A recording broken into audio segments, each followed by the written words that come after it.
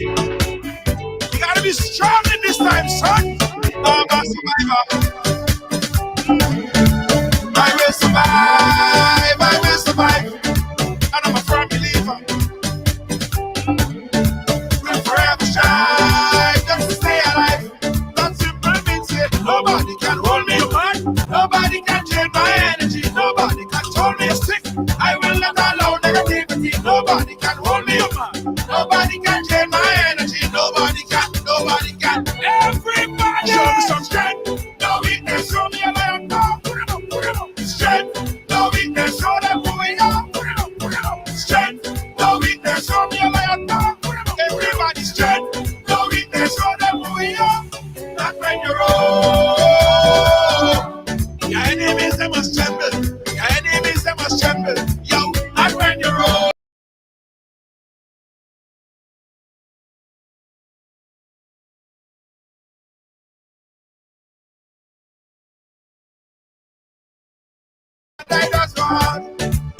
I'm a kind of fellow. Put my trust in God. Put my trust in God.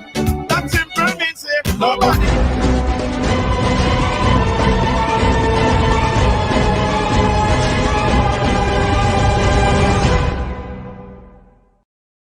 Nobody can. Yeah. You gotta be firm in this. As you're coming, go ahead and share the thing, people. Share the thing. Put the program on your page and say, I share. It's Monday. Yeah? Well, you already know that, right? Why I keep reminding you guys what day of the week it was? You guys know this stuff. But I just want to remind myself. Yeah, I just want to remind myself. Okay. Hey, how you doing? First up, Natasha Charles. Natasha Charles, welcome to the ride. You're the first one on the inside. Hi, Natasha Charles. Hope you're doing well. Hope you're doing well. Hope you're doing well.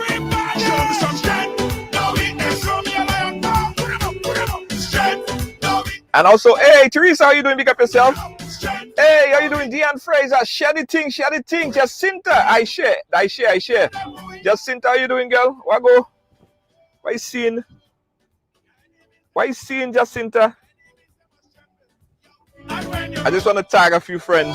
Hey, Garden, how you doing? Big up yourself. Jacinta, Garden, Teresa, Deanne Fraser, and everybody, come on. As you're coming, go ahead and share the thing and all. You know what's happening, right? We're still under the sanction by Facebook. So which means that in order for all your friends to get notification, what you have to do, you have to invite them.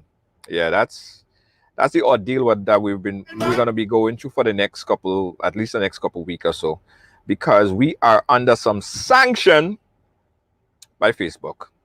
We'll get over it though. We'll get over it. How you doing, Natasha? So everybody share, Andrew, how you doing? Pick up yourself. Everybody share. I want everybody to share. I want everybody to share and say I share. I want everybody to share and say I share. I'm doing that right now as well. Watch party time. Hey, how you doing? Lacey J, how you doing?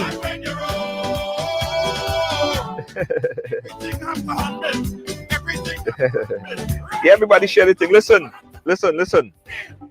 It's important that that we understand that at this point in time, why you guys have to help us get this word out. I told you guys last week, right? So when I was like about last Friday, 2 Fridays ago, there was some incident that happened here in the US, and we posted a news article telling people what actually happened. And I don't know if Facebook misconstrued what we were doing. For some reason, they just decided to sanction us. So with that sanction that they're giving us, a lot of people have not gotten notification. They ain't get notification because Facebook started to limit our syndication. They start to limit the syndication to the amount of people they send out until the next 2 weeks or so. So we have to do this, guys. We have to share. Kennedy tweet Philip. Yeah, man, sanction and we're backside. Sanction and we're backside, man. So they're just not sending out as much notifications for the next 2 weeks, and hopefully it makes us stronger because everybody's gonna start sharing more, right? Sharing is caring. Hey, Kareen. Long time I don't listen. Good night, people. Happy New Year. Well, it's been a while. You like the shirt? I'll give it to you, Lacey J. If you were decide, I'll give it to you. I'll take the shirt off my back and give it to you. Yeah, I'll take the shirt off my back and give it to you. You know I'll do it. All right. All right, guys. Let me tell you guys what we're going to be talking about today. It's very, very, very, very, very, very important, right? So first thing, Mo, big up yourself. Thank you so much. I share. First thing, I want everybody to share.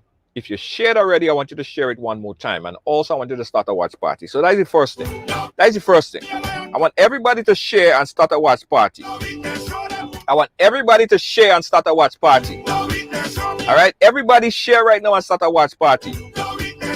Everybody share? Let me know if everybody share so we can start. Because I want to start. I want to bring in Dr. Pancho because we have a lot to discuss today. We have a lot of stuff to discuss today.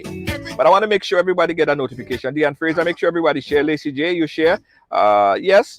Kennedy, tweet. Deanne, Lacey. I'm seeing. Everybody share? Everybody share? All right.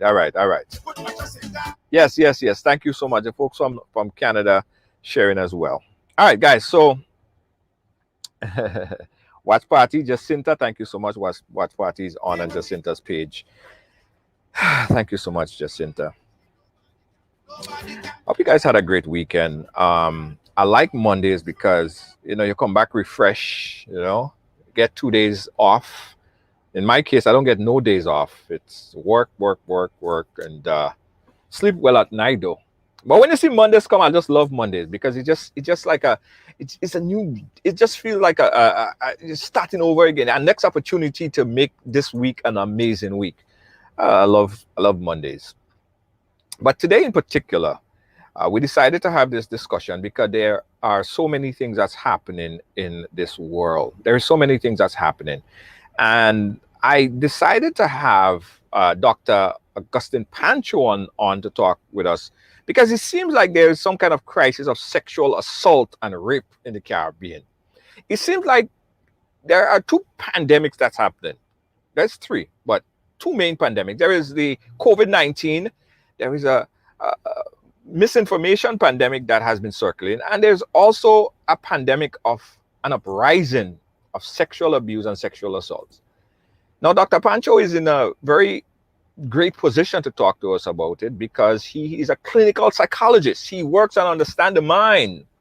He's been on the program before, and I'm happy to invite him back on again to chat with us live. Dr. Hey, Pancho, how you doing, my brother? Yeah, really good to be here again, Junior. Happy New Year. This is the first time for 2021. But yeah. And we have some restrictions. We have all kinds of things going on.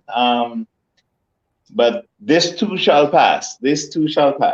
Yeah. And I'm happy that you're saying that, because when I hear you speak, you kind of give me at ease a little bit because there are so much crazy happening, Dr. Pancho. And sometimes you need to ease your mind on things. And I was saying earlier that there's three pandemic that's happening. There's the COVID-19, there is the misinformation pandemic, and now we have like a crisis of sexual abuse that's happening not only in the Caribbean, but it seems like in large parts of the world. Talk to us, Dr. Pancho. Is the studies that have been out there, is it actually what you're seeing in terms of an increase in sexual abuse, sexual assault in the Caribbean at the moment? And why you think is the reasons or the reason for it? Yeah. Here is something about sexual abuse and sexual perpetration. There is an understanding that many people are very opportunistic, and that's why we call them predators. They prey on the unsuspecting, the vulnerable, and also they use hardships, whether it's economic hardship, emotional hardship, relational hardship, to prey upon people.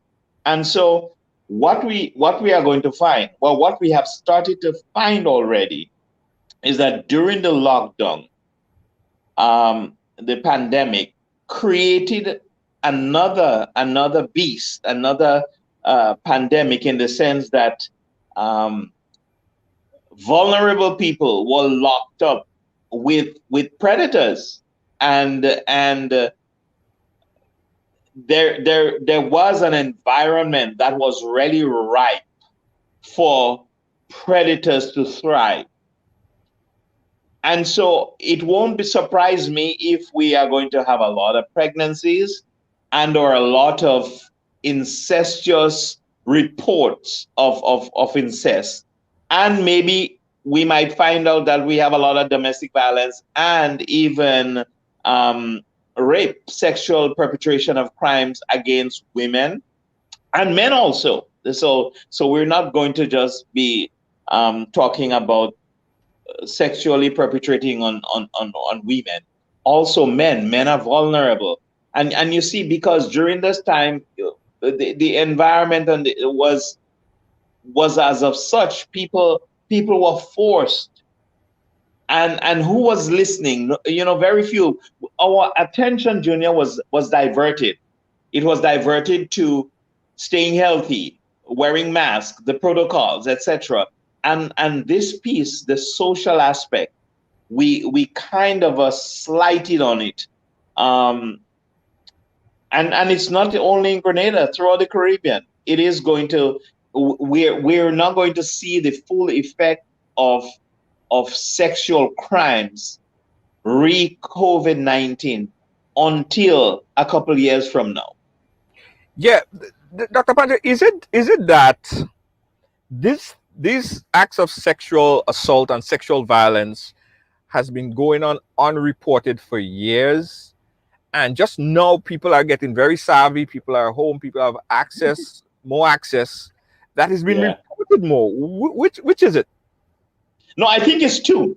Junior, I am of the opinion that there are more sexual crimes committed against humanity now. But also, I have to agree with you that the prevalence of social media, the prevalence of technology, the prevalence of being bold, I think education has really played a very vital role in the lives of people to empower them to create for them a certain kind of awareness. It's good to see people in the community responding and making efforts to protect other people who are not necessarily their relatives and or their family. So one, there is an increase in abuses, and secondly, there is the influx now of technology and the boldness with which people are now edified and they are empowered to call. A lot of people who used to take sexual abuse in years gone by, they are now empowered through education. So our educational system is working in some ways. Educational programs on television and radio, these are playing their part in allowing people now to feel empowered, that they can come forward and they can talk about what is happening. Yeah, and that is important. I want you to assist us, right, guys. We're talking to Dr. Pancho, and we're trying to understand about the rise, the increase in that crisis, the crisis of sexual assault. It seems like it's been more prevalent now, and we're really trying to get into the minds, Dr. Pancho, and I want you to help me here. So someone who commit an act of sexual assault, right? Do you find in your daily working in the field that the person or person who commit those act of sexual assault, when you look deep into their story, that they were also victims of sexual assault themselves? Do you see the Okay. correlation? Yeah. Well, there is a relationship, Junior, and all of our listeners, there is a relationship between being a victim and being a perpetrator. Now, a lot of people tend to think, and that's the thought, So let me dispel that thought. The thought is it's called the victim to perpetrator cycle. Many people believe that if you were abused as a child, then there is a high tendency for you to turn out to be a perpetrator. That's not what the research says. The research says that 23 to 25% of all persons who have been sexually abused as a child turn out to perpetrate sexual abuse on other people. Only, and I don't want to minimize it. So when I sorry for saying the word only, but Right. 25%. So and 25% is way too many, Junior. Okay. So quarter of all, and most of the time it's males, right? It's the Mm. male who perpetrate sexual violence or on other people. It's a greater percentage. In fact, it is like 89% of those who perpetrate sexually are males. Okay, Right. 11% women.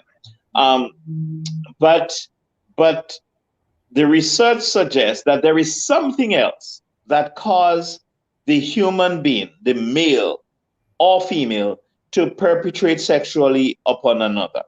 There is more than just sexual abuse. And maybe we should segue into what are some of the things. Junior, I submit tonight that all forms of childhood trauma, we call it adverse childhood experiences. All forms of adverse childhood experiences can lead someone to have a break in reality, to have what is called a disassociation with the responsibility and perpetrate on another person. Mm-hmm. And a lot of times, sexually based crimes, whether it is rape, whether it's incest, whether it is whatever it is, those who commit these sexual crimes against society are what we call predators. Right. They prey. They look Yes. for opportunities. They look for people who are vulnerable. They look for single women with children. You understand what I'm saying? Who because of economic situation becomes even more vulnerable. Right. And yeah, you're right. And they look for lonely children, alone children, children who might suffer from mental illnesses like depression or anxiety. Um, so so so predators, that's what they do. They seek in wait, they evaluate the situation, ready to pounce. And a lot of times, if we are not very careful, our children, unsuspecting as they might be, can become victims to sexually perpetrated crimes against them because we seldom understand the mindset of a predator. Right. Right. No, no, there's precedence to what we're speaking about here. Like, in fact, just as of recently, I read an article that point to an incident that recently happened in Grenada where it cites a young man. It says that the article suggested that an individual in question, triggered by the sight of a man who had assaulted him years ago, prompted him to rape a 2-year-old boy. Mhm. Right. So he, as a child, was sexually molested by a particular individual, and as he saw the person who sexually molested him at that early age, triggered him to sexually molest someone 2 years old. What is in Yeah, the mind of that? Let's look at that survivor. I don't want to call him a victim. That yeah, person, the yeah. perpetrator of the last incident. What is in the mind of that person to want to do that to something that he was done to him that he himself didn't even like? Right. So what we find happening here, Junior, is there is no question that a person like that has suffered some form of trauma. no teenager or adult can rationalize, if you are in your sane mind, rationalize sexual perpetrating on a 2-year-old. You understand what I'm saying? Yeah. A 2-year-old is a helpless infant. So it is difficult in our estimation to understand how an a teenager or an adult can look at a 2-year-old. So something had to trigger him. And it could be his own unresolved traumatic past Right. that can trigger him. But maybe there is something there in the article that looking at my perpetrator and seeing him free walking the streets could it could raise up in you a sense of anger that my perpetrator is walking free. Mm. Yes, and make you so angry, and you can become delusional or disassociate yourself, okay, with what's going on with reality, to the point where you think maybe I should let somebody, and that's the disassociation I'm talking about. Because disassociation in psychology, Junior, is a break in reality. In other words, you no longer can think rationally and logically. You have a break in your thought processes. And so what Right. happens is that you could be so angry that the adrenaline in your body so cloud your mind and your thinking capacity that you start thinking or you start feeling that there is a need for you to get even or to inflict similar pain on another person equivalent to what was inflicted upon you. And that is how the mind works when it is traumatized and the trauma goes untreated. And it's a good point where you say untreated, guys. Again, let me explain to you guys why this discussion is so very important. It deals with the mind and it deals with current event things that's happening right now, but it's important because it could be possibly, because we all have mind, it could be any one of us that could react to certain things in a certain way. What makes somebody react to that have been through a similar experience untreated? One person might decide, well, that's not what I'm going to do. In fact, I am going to become an advocate against this. Whereas in Mm-hmm. another instant, the same similar instant, different individual Yeah, might go ahead and perpetrate the similar incident on somebody else. What in the mind? right. What is the difference? Like, same untreated. Junior, it has to do with something that we refer to as impulse control. We are all we're all blessed with a regulator. I'm going to go slow because I want you to really I want our listeners to tap into this reasoning. Yes. All human beings have what is called a regulator, Yeah. emotional regulation. That is, I can look at something and I can decide whether or not I want to protect or I want to hurt. Right. It is the same thing, Junior, that when you drive and you see someone on the street, a woman with children or anybody with children begging, you feel a need and an urge. Nobody has to tell you, Junior, you have $5 in your wallet. Go ahead and give it to that person. There is something in you, inbuilt in you, that reaches out. It's Right. called emotional regulation, Right. respect for life. You see someone hurting another person, instinctually, as it were, you want to protect that person because we are built that way. Traumatized people very often lose the capacity to self-regulate. Right. And this is really important. We call it impulse control. People who lack impulse control have what we call impulse control disorder. It is a disorder that can be treated.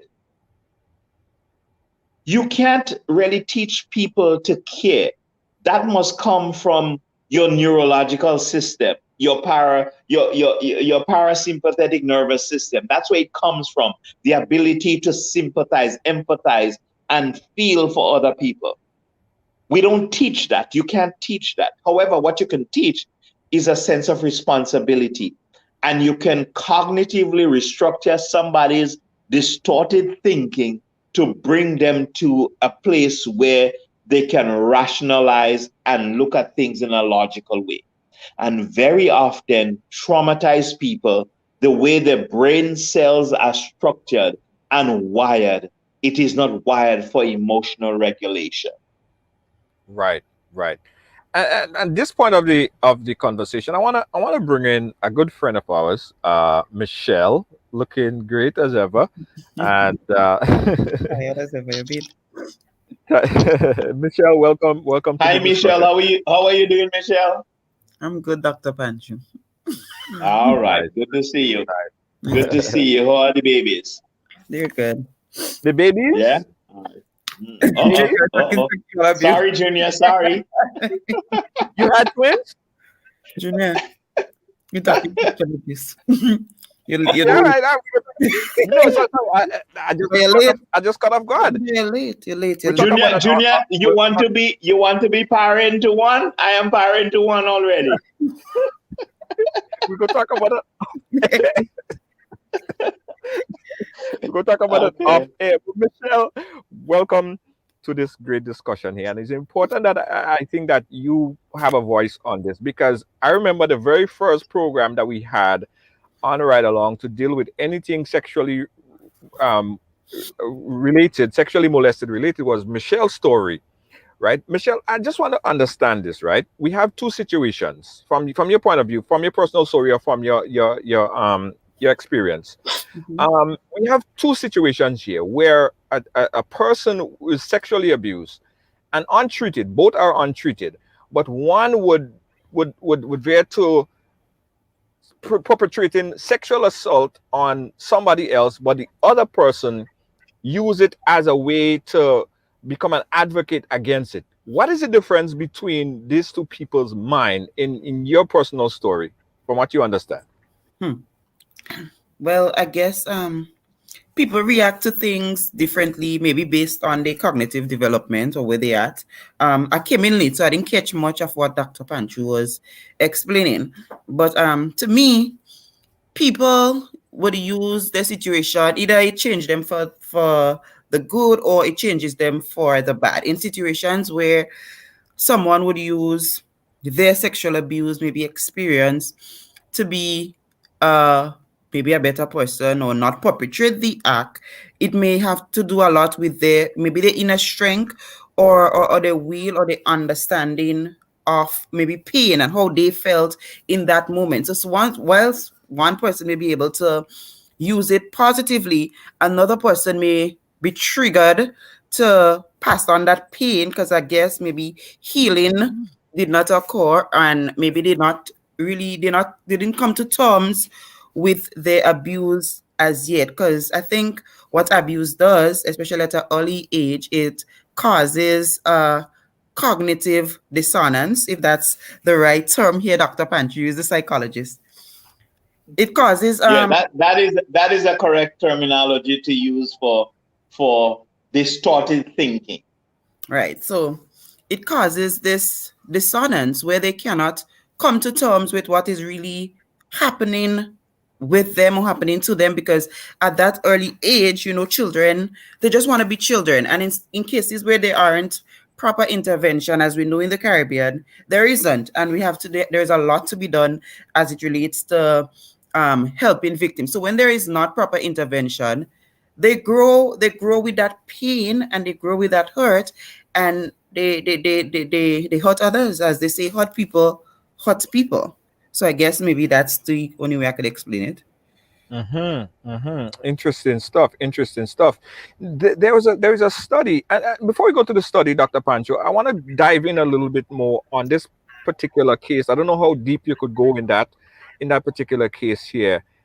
The getting into the mind of that particular individual, and at the moment, if you could, from your professional clinical experience, tell us what was his triggers at the point. We know that what the trigger was, but psychologically, what's going on in his head at the point in time, seeing the person and wanting to commit that act of sexual violence against someone else.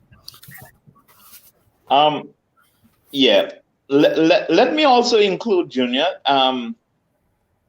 Children, when they are sexually abused, and not just children, but I want to make mention specifically of children. They want part of the healing is for them to understand and to know that the adults in their life or in their lives were there for them, wanted to protect them, did everything within their power to protect them when they relate their story.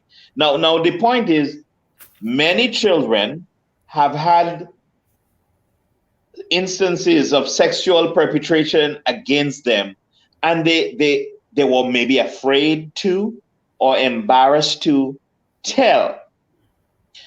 When children tell, and I'm this is probably I'm preaching tonight.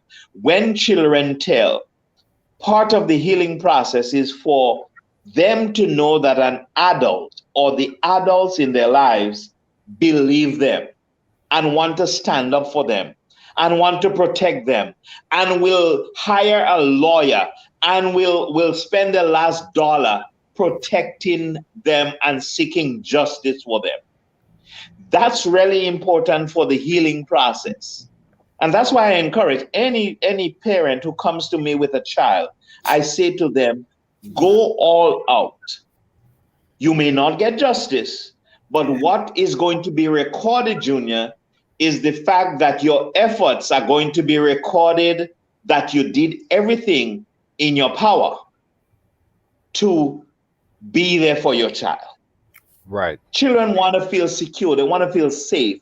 And if the parent could not prevent the abuse, but at least they are there through the hurt and the pain and the crying and the court appearances and seeking justice and the marching and the placards, whatever it takes to get justice for your children, it is important. But in a lot of situation, and Michelle could probably speak to this, a lot of parents don't even seek that interest. Sometimes the parents even deny or try to deflect or just don't pay attention. And kids do all kind of things. They fight in school. They do all kind of things to get the attention, but they just don't get that attention. What happens to their mind if they don't get treated and they don't get that attention from the guardian? Dr. Pancho, make a statement that I do like. Which one? Even if they may not get justice. I mean, it's a good statement you made. Oh, even if they may not very few children get justice in Grenada. Yeah, but that I could tell you. But that in itself speaks to the system that we're living in, and the system that is set up that does not provide the help that victims need. And I mean, to make a statement like that, it's very sad. It's depressing, although it is the reality. So what we need to do as a society is to find ways where we could intervene at an early age. And one of these interventions could be proper justice. Because, for example, to me, and that is what I believe, and I have a very strong conviction on that, I believe that with the lack of a proper facility where victims can be placed, that is conducive to not only the physical health, but the psychological and emotional health, sexual crimes should be non-bailable, in the sense that when someone create a sexual act. I don't know what case are they talking about. If it's, let's take for example, most recently, what is being done is that they are sent to another parish. Now, if you take a sexual perpetrator, which means that that person has a weakness, right? There's a likelihood, a very strong likelihood, that this individual will commit a crime again.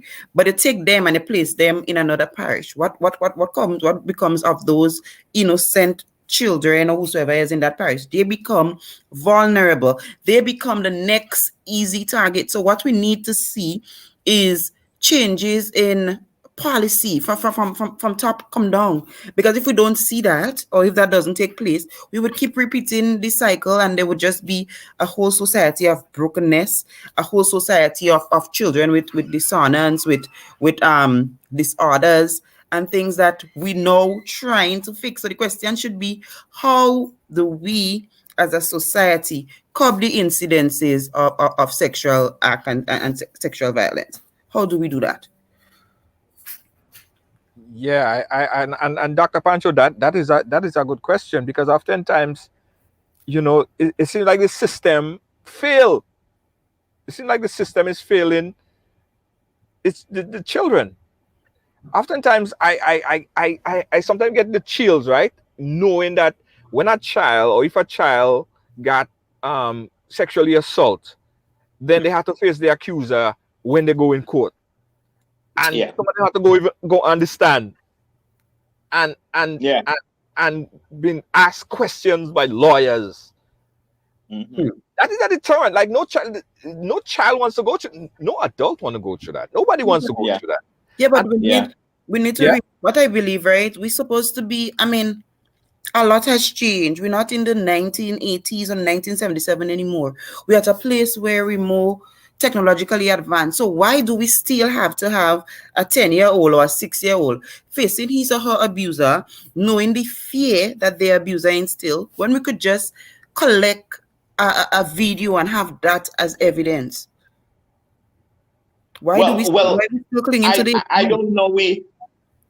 I hear you, and I think that is the call for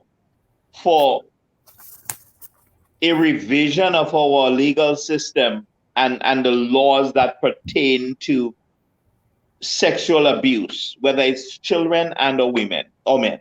Okay, I agree. I agree. There is no question that we need someone in our policy making capacity, somebody who has a strong desire to make a difference. And over the years, remember Ariel Bowler?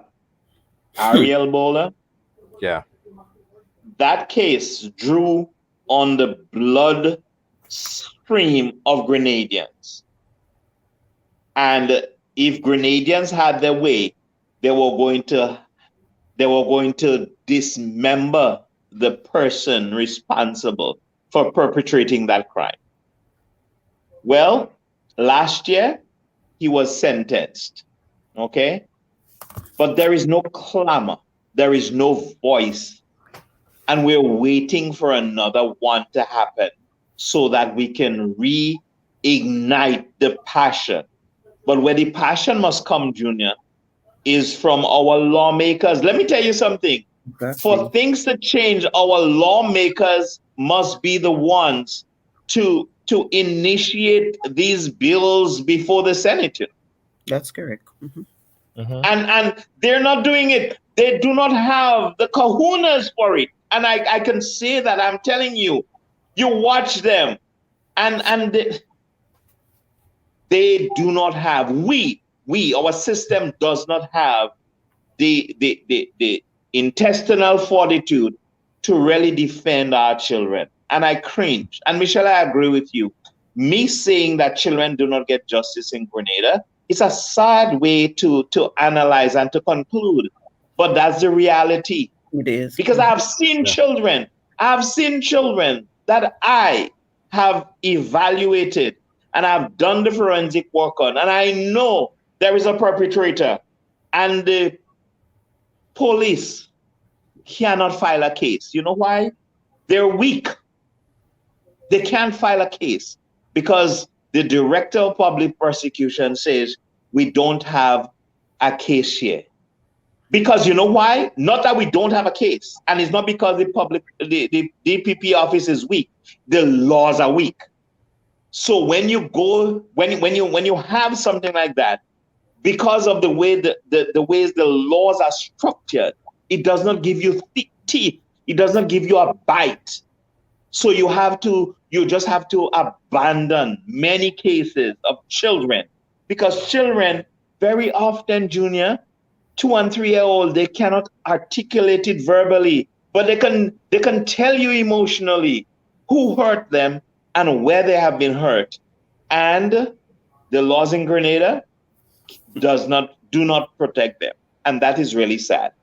That is very, very, very, very sad. I mean, Yeah.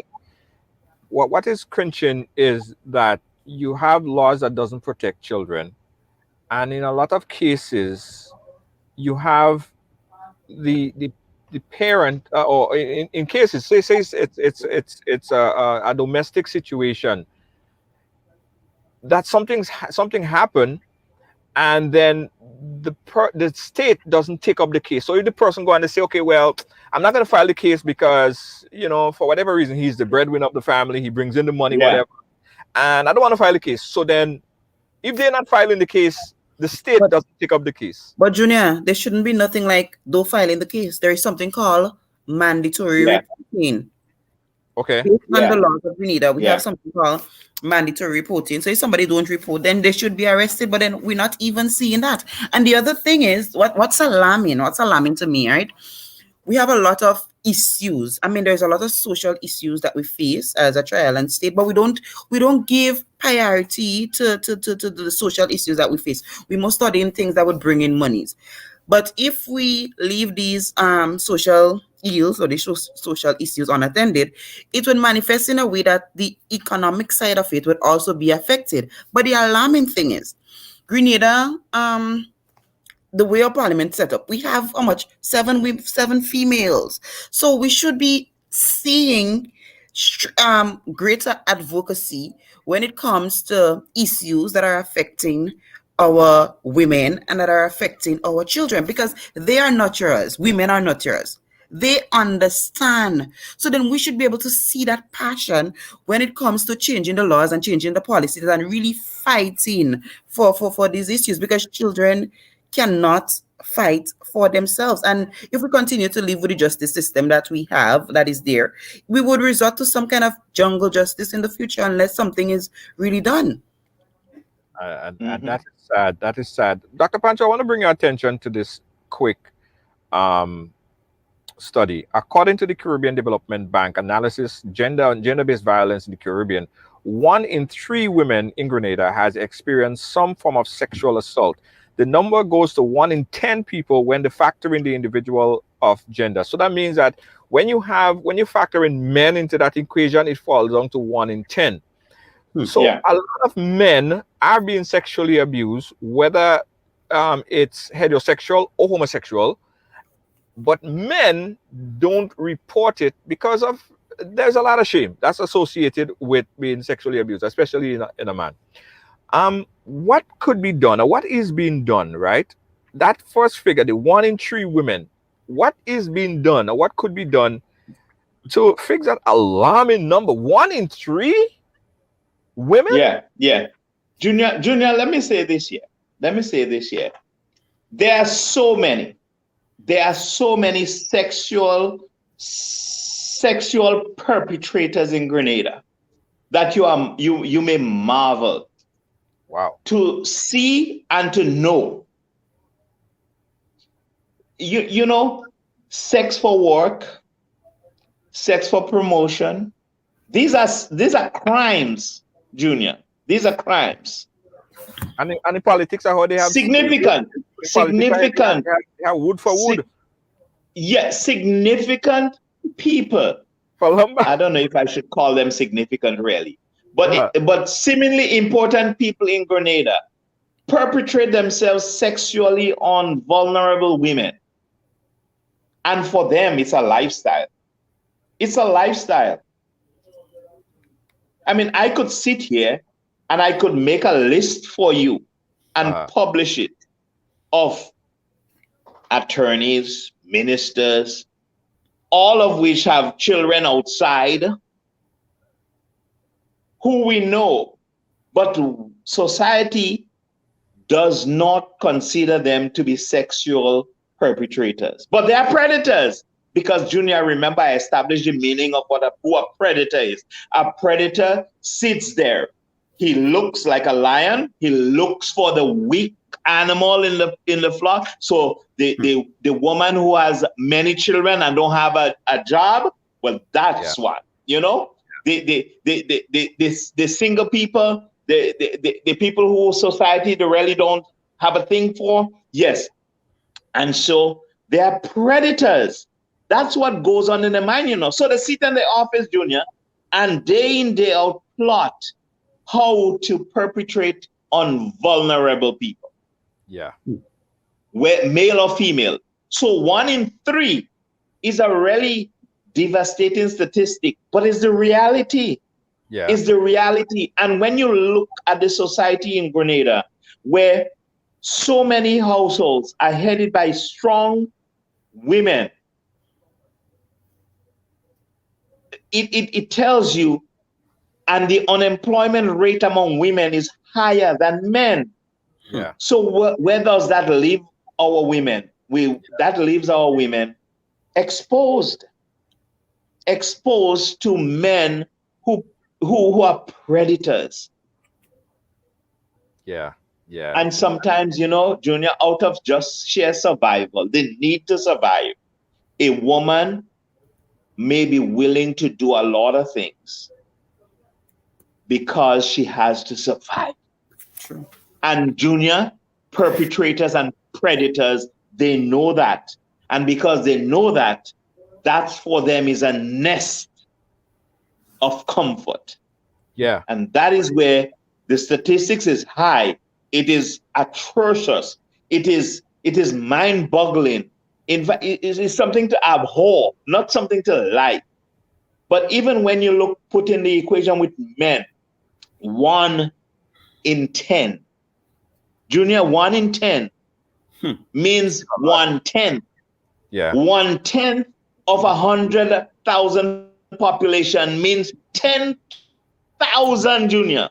Ooh. So as we speak right now, between men and women, 10,000. You didn't do the math. I'm doing it while I'm talking. Yeah, I see. 10,000 of our population right now are predators. That's what the CDB statistics say. 10,000 of our population right now are victims of sexual perpetration, sexual crimes against them. Yeah, that is. And not one time, you know. We're talking about repeated offenses, you know. Yeah. So as we go to bed tonight, 10,000 children, women, and men are the hands of sexual perpetrators. Wow. And our laws are not looking at that. Think about it. That is a crazy, crazy, crazy statistic when you look at it. Yeah. And as unemployment rise and as the pandemic gets worse, there are multiple areas that's affecting. Not only that you're locked into a house and you can't go no place. That's one factor. But as you see, there's more layoff and people need more things. And people willing to do more things for things to get money to feed their children or to feed themselves or to keep their roof over their head. So in a lot of cases, they become kind of like needy for material things, and that gets translated.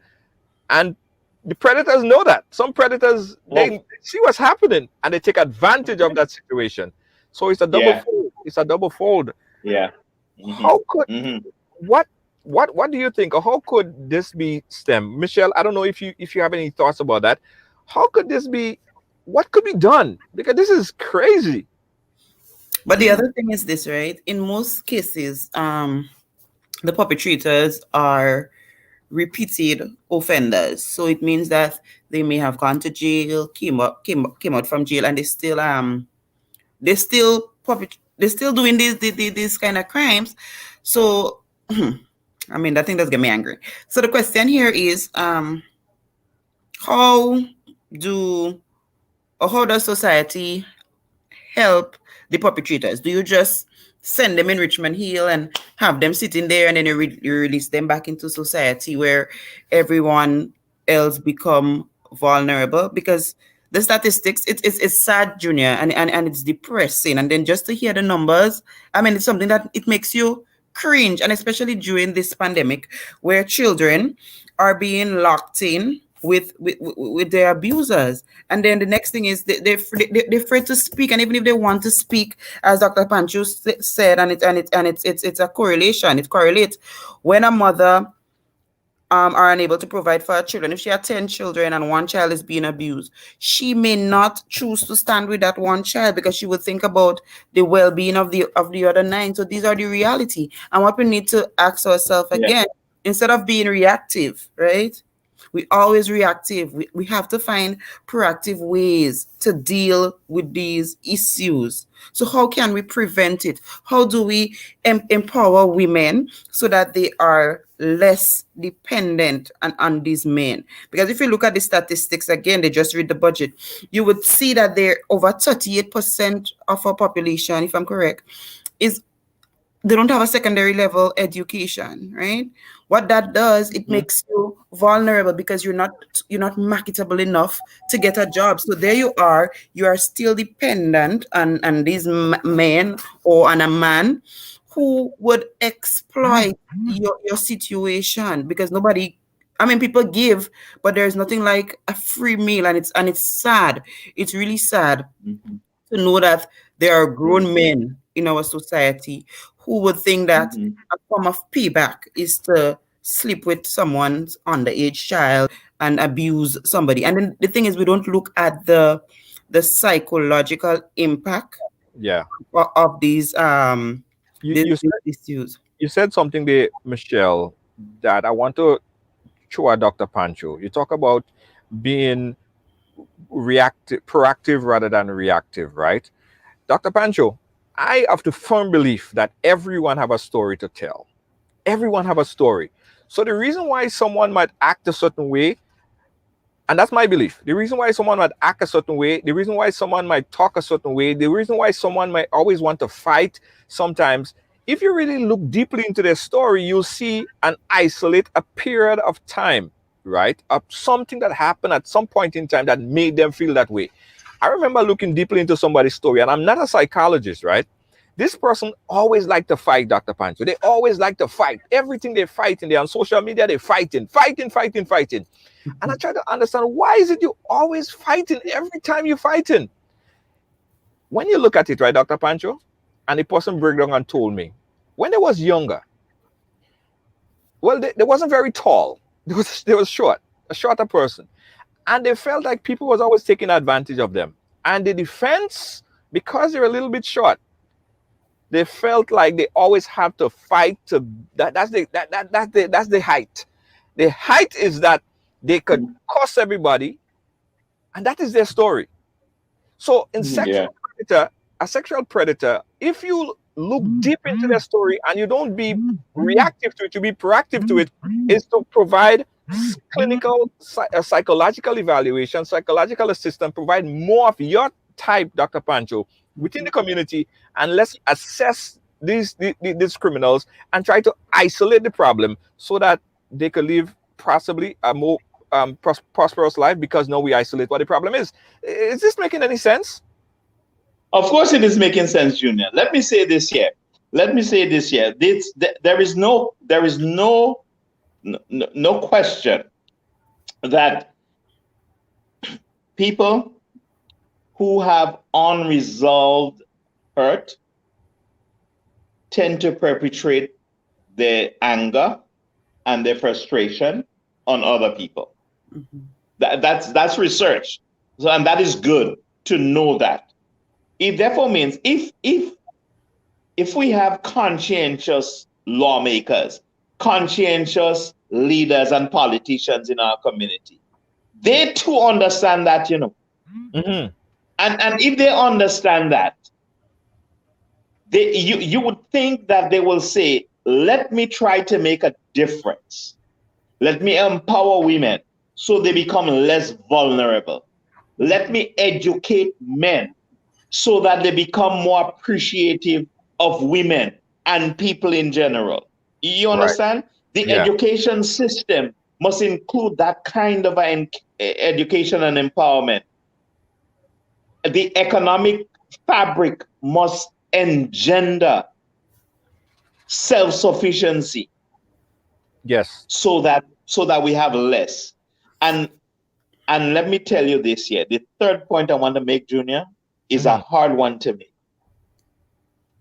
I did the research of the 400 inmates at Richmond Hill Prison. 60% of them, 60%, Junior, Hmm. have an offense of sexual perpetration. 60%. Yeah, yeah. But that means upon Yes, release, Junior.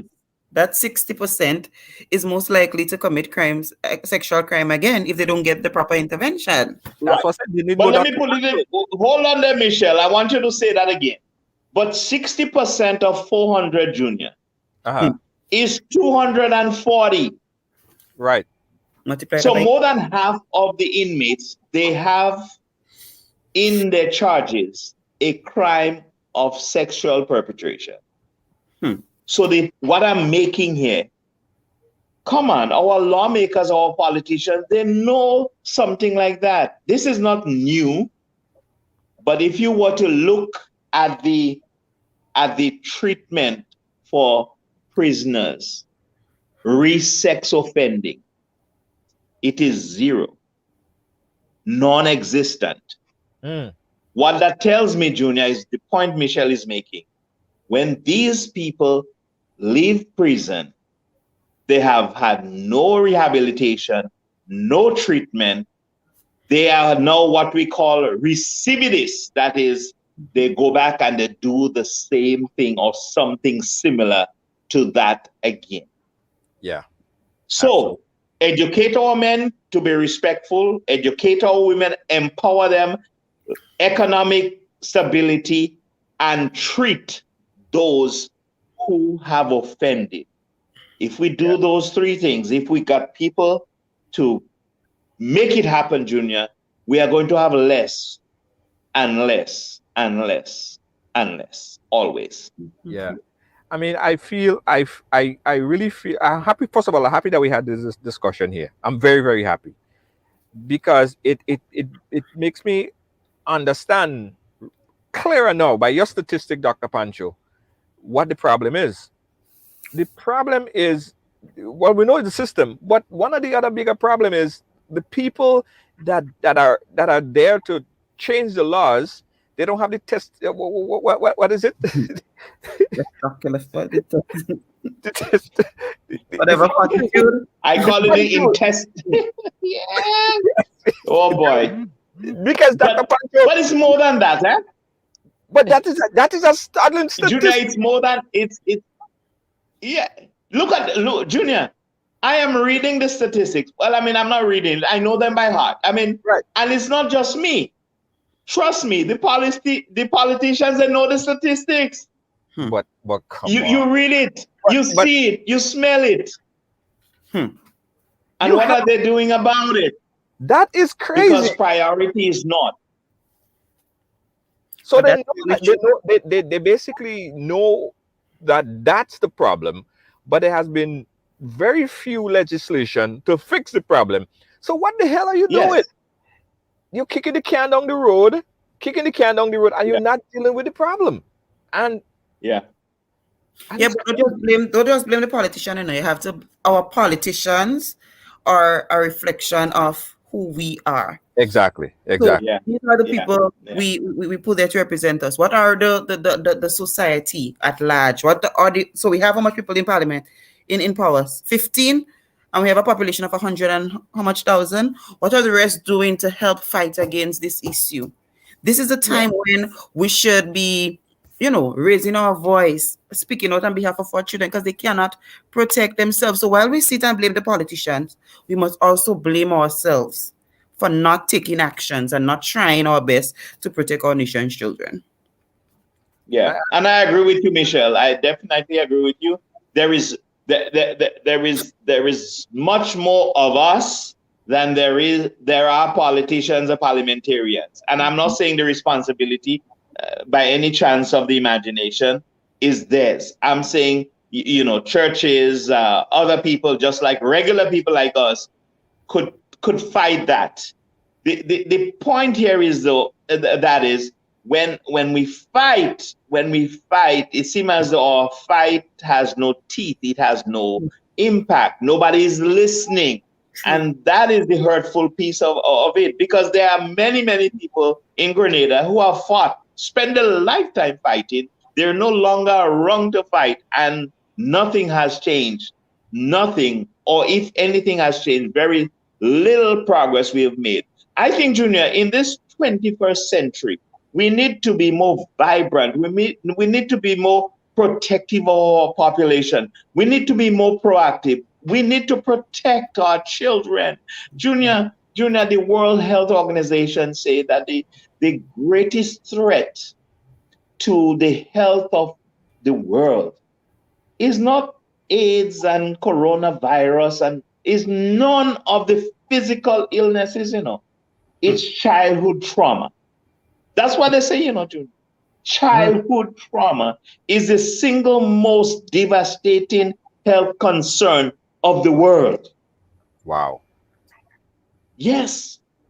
Because we have we have medicine for AIDS. Look, we got a vaccine for the coronavirus. You know what we have not had the ability to get a vaccine for? Is when parents physically and emotionally and sexually abuse children. There is no vaccine for that. That's why we need new laws that are sensitive to the plight of our children and vulnerable people, women and men alike, to be enacted on their behalf so that they can feel protected. That's what we need.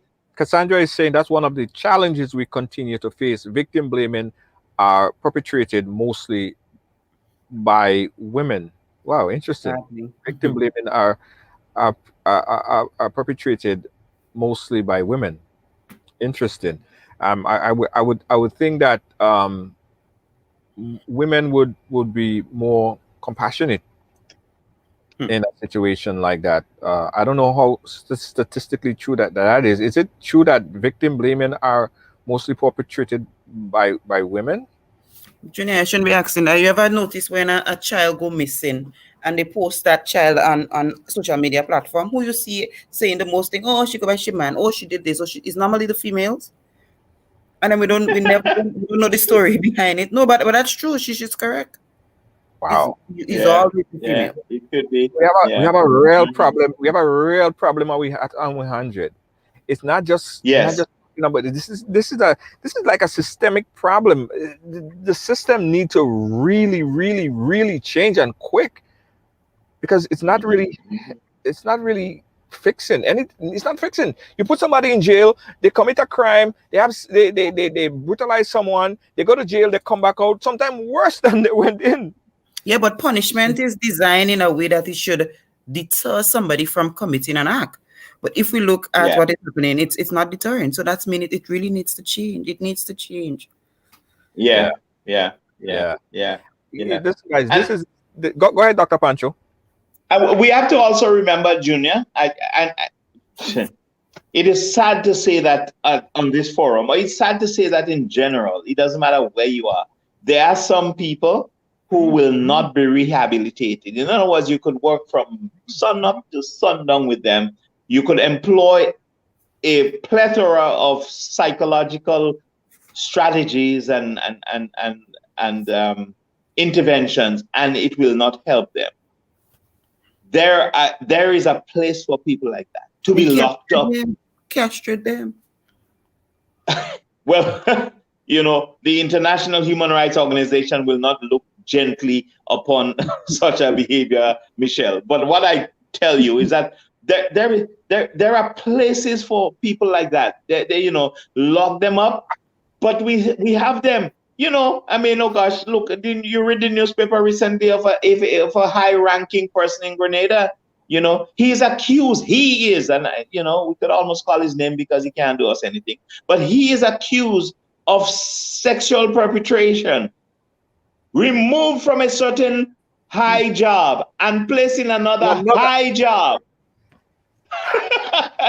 where he has more. Watch it, Junior. This man now has more access to vulnerable women and children than he had when he was working.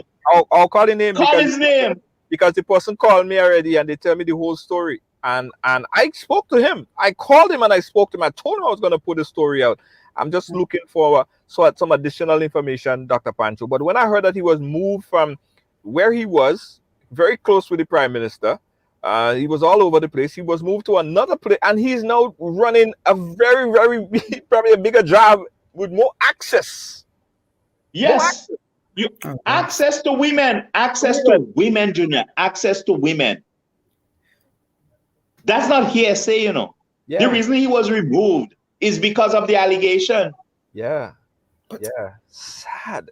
So you see what the authorities are doing regarding laws. That's why they're so coward. And I say that without any apology. I don't care who is listening. They are a big bunch of cowards. Mm-hmm. They will not stand up for our children and our vulnerable. And as soon as you see certain times of the cycle comes, they are champion of the causes. And for 3 and 4 years, they are dormant and mute. And our children and our women suffer. And that can't be right, Junior. I think as media, I think we have another question. I have a question again. I have a question, Junior. And I'm holding you, Dr. Pancho, accountable on that one. So here we are. We have information, right? Let me show you how society feeling. We have information. We know that there was somebody that, whatever they just, oh gosh, hold on. Let me cool it because I kind of, it gets in a sense. Yeah. Here we know. You know Dr. Pancho, no. He's a media person, Dr. Pancho, there. He's a clinical psychologist.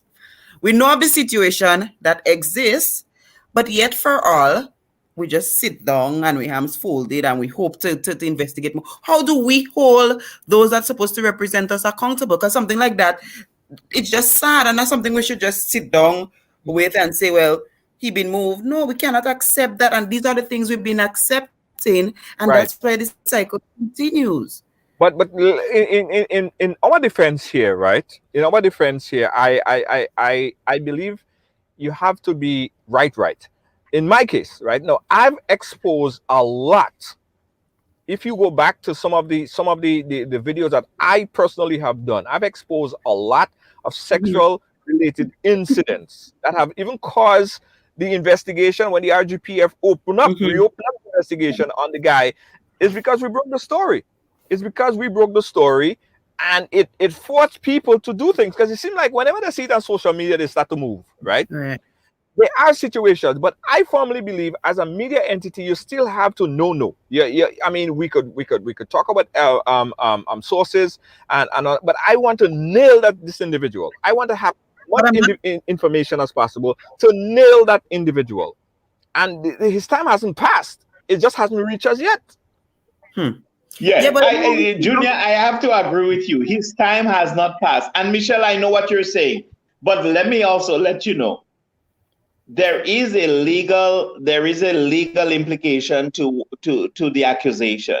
Okay, and you have to understand that because there is a court case, there is something brewing, that you have to be very cautious what you establish as fact. What you may know may not be what the general public know. So you have to be very cautious, because you have to save name, save face.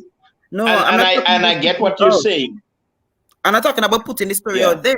I'm talking about holding those authority accountable, like bringing it to their attention. Hey, this is not acceptable. If somebody is accused of such a crime, then they should be suspended until further time, not placed somewhere where others are vulnerable. Yeah, and that Well, is let me true. That's tell you, crazy. The reason why all he of them was, know. All of But them that's know. crazy. That is crazy. That's crazy. yeah, right, Yeah, Dr. Patu. yeah. That's the craziness. That's the Mm-hmm. craziness. You know? Yeah, And yeah, Michelle, one of the reasons why he was moved from where he was before was because of media pressure, and he's now been yes, placed in someplace else. So we have to be proactive to put the fire under it too. But I feel You it happened you more. yeah, cannot see things Happened more happening. now. yeah, And believe you me, Michelle, and Dr. Pancho and everyone watching, I really don't care for people like that. I have no mhm, problem in putting them on blast. But as of mhm, today, let me tell you guys, and you guys probably don't know that, we get a lot of suits, legal suits. For me, just sitting in the car here, from the time I did the show, I probably get about 10 legal suits coming my way, right? So I have to have okay, a lawyer on my staff. And just as of today, I had yeah, a letter that came to me based on a previous mention of a certain story that we ran right here on the program. So this happens, and I yeah, don't really, you don't scare me in any way, but we just have to be right. We have to get the information, we have to get the facts, and then I have no problems putting it out there. I have no problems. yeah, If I think yeah, we were to hit that level, I know the Ridealong family is gonna bail me out. To nail these individuals. I promise you that we are going to put them out, and we're going to put them on blast and let them put them on defensive. And that is why we're here. And seriously, but listen, guys, we almost out of time. I wanna call to action. Michelle, I'll start with you. What do we need to do? What are we as a society, as a media, as a group, as a as people in the community? What do we have to do to trigger a change in what's happening right now? Michelle, what do you have to say? What do we do to trigger a change?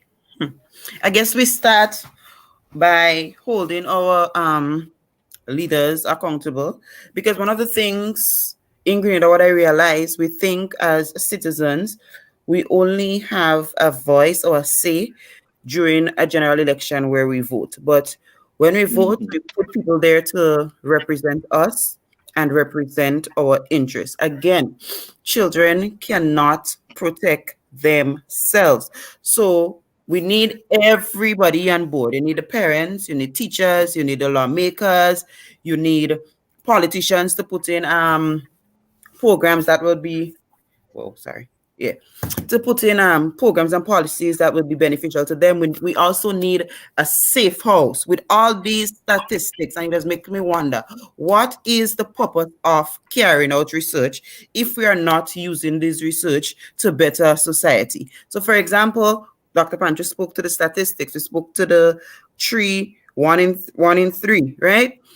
Where is a safe house for these children? Why when they report sexual crimes, they have to go back in the home where they have to face their abusers, knowing that these abusers are at large because they are placed on bail, and there is interaction with the victim. So there's a lot that we need to do, and it starts with us as individuals to recognize first that is a problem, and secondly, to do what we can in helping the issue. The fact that it doesn't affect you doesn't mean that it shouldn't concern you. yeah, Yeah, I like that. I yeah, like yeah, that. Dr. yeah. Pancho, how do we trigger a change for me? I don't want this to only be a talk. I don't want this to just to be like a No, no, yeah, but some call to action. What do we need to do? Junior, our lawmakers, our politicians, our people in in NGOs, they have the statistics. The same statistic that you read is from the CDB. CDB has its branches, its arm, its twigs all over the Caribbean. So the statistics are made available. I know them. I see them. I see the booklets coming from PAHO, WHO, CDB, wherever OECS has a whole list of research. It therefore means that our leaders, we have the information. What is needed is for someone to stand up and say, you know what, let's facilitate the research and the statistics. Let's do something big and bold. We can find external donors, Junior, for many, many things. Look at what we're finding money to fund. Trust me, we can find international and regional donors to fund certain aspects of life in Grenada, especially when it comes to women, children, and the vulnerable part of the population. We can find it. So we talk about it and we want it to change. We are not talking, Junior, about it because it is trending or it's because it makes for good conversation. We're talking about it because we're fed up to see it day in, day out. I get the calls, Junior. I get the calls. I see people, I see children, I see women, and it doesn't get anywhere else because our laws are weak and our infrastructure and support system are practically non-existent. Yeah. And that is troubling. Yeah, we guys, I thank you guys for the conversation. And in this program, this type of programs, I would hope if people see this as an essential kind of program to tune into. But some people don't. They don't see it as essential. They like the bacchanal sometimes. But this is not the bacchanal. This is where we need to do proactive things to save our community. Our children are dying. Our children are being abused. Our children are affected by this. And if we don't see this as an essential part, this is the future. And it doesn't look good. It looks bleak. We're not taking care of our children. Dr. Patrick, thanks for the conversation. Michelle, thank you so much. We appreciate you guys. And we are going to keep the fire blazing here on Ride Along for the people who continue to perpetrate crimes against our kids. Thank you, guys. We'll keep in touch. Thank you. All right. Yeah. Thank you, Junior. Goodbye. Ride Along, listeners. All right, guys. So listen. This was a very important conversation. It's a needy conversation. We need to have this type of conversation and bring the statistics and actually make change happen. Sometimes you can't beg for it because the people and them who are at the helm, they're not as hungry for the change as the community. So we have to make that change and we have to keep pounding it and keep pounding it and keep pounding it. And that's why we're here. And I think people like advocate like Michelle, she's very active. I also saw Cassandra Mitchell, strong advocate for a lot of things that's happening, and I know that Cassandra get a lot of backlash when she come out and speak about certain things. Everybody look at it from a political lens. Oh, you're attacking the administration because you don't like this one, or you don't like this one, or you're for this one, or you're for that one. I personally don't give a damn who they think I'm for or against, right? I speak out personally about things that I don't like. If I think that something is not in my belief, I don't care which political party does it, I speak out against it. And I think that if someone is in power and has the ability to make change and they decide not to make the change, they are aiding and abetting with, or they like what's happening. Because it would continue to happen unless you do a damn thing. If you sit up and you don't do nothing, it would not magically fix the problem. Seriously. So I'm calling on, first let's look at the lawmakers, the people who are tasked with the pen and the power to make change. Get off your asses and do something to fix this problem, right? It's a big problem in our community. Now, people in our community, we too could push the change if we put pressure on the people who we elected to represent us, to speak for us. Put pressure on them so they have to do the right thing. Or when election come, vote them out. Don't care who they are. If they're not representing the need of the people, if they're not representing the voice of the people, vote them out. Plain and simple. Plain and simple. Simple. Anyway, guys, I really love this conversation here with Dr. Pancho and Michelle. I think that a lot could be done of it. But we don't just, make change by sitting and talking and laughing and having this little. You make change by keeping strong and pushing forward, right? Call to action and don't falter. And I see so much people so excited about things, and all of a sudden, when it's not popular in the media no more, they just forget about it. Come on. Come on. If you're serious about something, if you for something, you are for it. Whether it's popular or not popular, whether it's draw views or don't draw views, you got to stand for something. You know what I mean? And that's why a lot of people don't like me, because I don't like bullshit. I seriously don't like bullshit. If something don't really come in my vein that it don't rub me the right way, I speak out about it. And that's why sometimes, all of these things come my way. People might post things and say things because I step on the con. And I don't care. Sometimes they might be a friend of a friend. I don't care. It doesn't really bother me. They do bullshit. We're gonna talk about it. Point blank simple. Sorry, it might be you next. You do something stupid, we are going to talk about it, and we're going to put you on blast. And it doesn't matter that you're a top fan. Sometimes it doesn't matter. It doesn't matter if you're a supporter. You're going to feel it, right? And let's talk to our brothers. Let's talk to our brothers. Let's talk to our men. Let's talk to our nephews. Let's talk to them. Seriously, let's talk to them. Let's talk to them. Let's engage in conversation, right? And parents, be very, very, very, very, be conscious of your children, right? Know and understand your children's behavior, because oftentimes they won't come to you and say, this is wrong, this is wrong, this is what happened. Oftentimes kids are scared to talk to their parents. I mean, they should have a avenue where they could come to their parents and talk, but some kids, they don't have that, right? So they do things. They might start a fight. They might start to do things, off the cuff and different things. We as parents need to be able to identify those problems, right? And start conversation to understand, right? I'm happy that my son, we talk about all kinds of stuff. I'm happy that we are in that type of vein. And a lot of parents need to get there with their children, where they could talk to them about anything. That's all I gotta say. It was a mouthful, though. Thank you guys for watching. Thank you guys for being a part of our program today. This is Ride Along for today, Monday.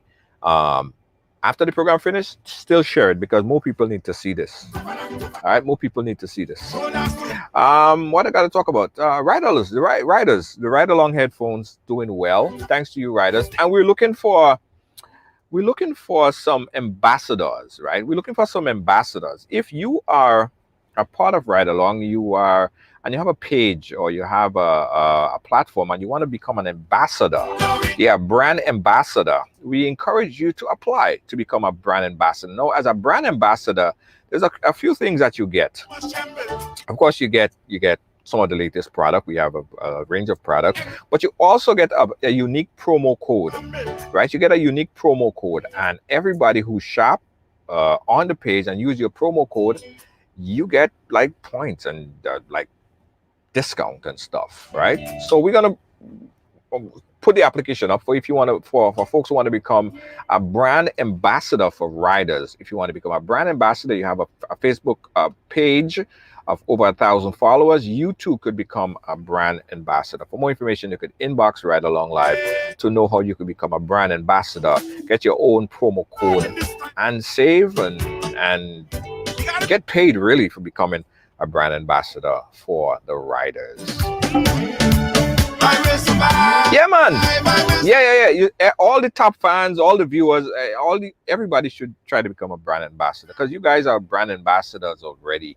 You're already on the program. You're already here, and you enjoy the program. You should be a brand ambassador. Everybody should be a brand ambassador.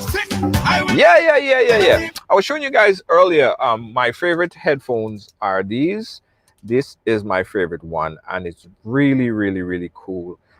These headphones, it fits right behind your head like so, and it goes over your ear. Let me show you guys. And it's perfect for sports. So it goes here and it goes right over your ear. See, it doesn't go inside of your ear. It goes right over your ear. And that's for people who run, or you jog, or you swim, or whatever, right? This headphones does not fall off, Whatever you do, it don't fall off. It stays on your head, right? You could do a flip flop. You could flip in the air and it don't fall off your head. In fact, you could take a shower and listening to music or talking to someone. I know some people say, I don't want to talk to it, so I can take a shower and have a headphone in my ear. Some people do it, but this is waterproof, so you could do that safely. This is my favorite, and the audio is music and everything. These are the solo, and you can get it right now at ridersong.com. That's ridersong.com. Get these solo on the website. Also, you could get these. These are, of course, my favorite. And we also have our Riders DJ headphones, all available right now at ridersong.com. That's ridersong.com. And also, guys, I got to tell you guys about Grenada Independence. Grenada celebrating its 47th year of independence this year. We have the all this merchandise. We have the mask, the hat, the polo. We have the sweater. We have the t-shirts. Yeah, we have the t-shirts. All the colors. We got it right here. So we want you guys to see that's the red. Look at that, good angle. See? All right, so that's the red. We got the green. Right? We have the black and we also have the yellow. So what I got else in it? What else I got in the back? Anyway, guys, all this stuff is available on the website right now. Go get it. Thanks again, guys. I'll catch you guys tomorrow. Thank you so much. Have a great night. And check me tomorrow. Bye-bye. Peace out. And I know that's hard to...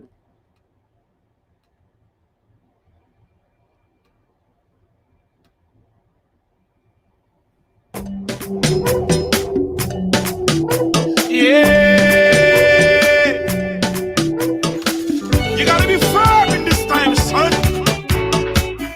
You gotta be strong in this time, son. I'm a survivor. I will survive.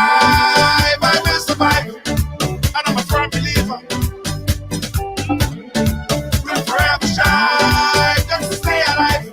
That simple means it. Nobody can hold me, man. Nobody can drain my energy. Nobody can hold me a stick. I will not allow negativity. Nobody can hold me, man. Nobody can drain my energy. Nobody can. Everybody show me some strength. No weakness, show me a lion. Strength. No weakness, show them who we are. Strength. No weakness, show me a lion. Everybody strength. No weakness, show them who we are. Not when you're old. Your enemies, they must tremble. Yo, not when you're old. Everything has to humble. I'm a go-getter. I just go hard. And I'm a kind of fella. Put my trust in God. That simple means say, nobody can hold me, man. Nobody can drain my energy. Nobody can hold me a stick. I will.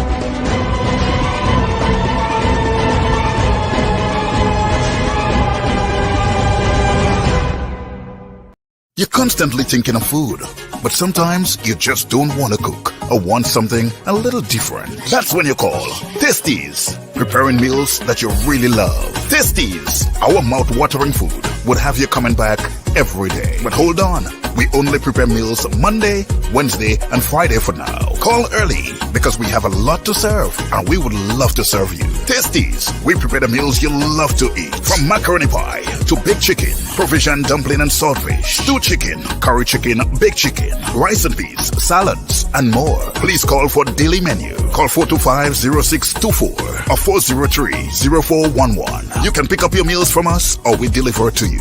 Tasties, food that's delicious.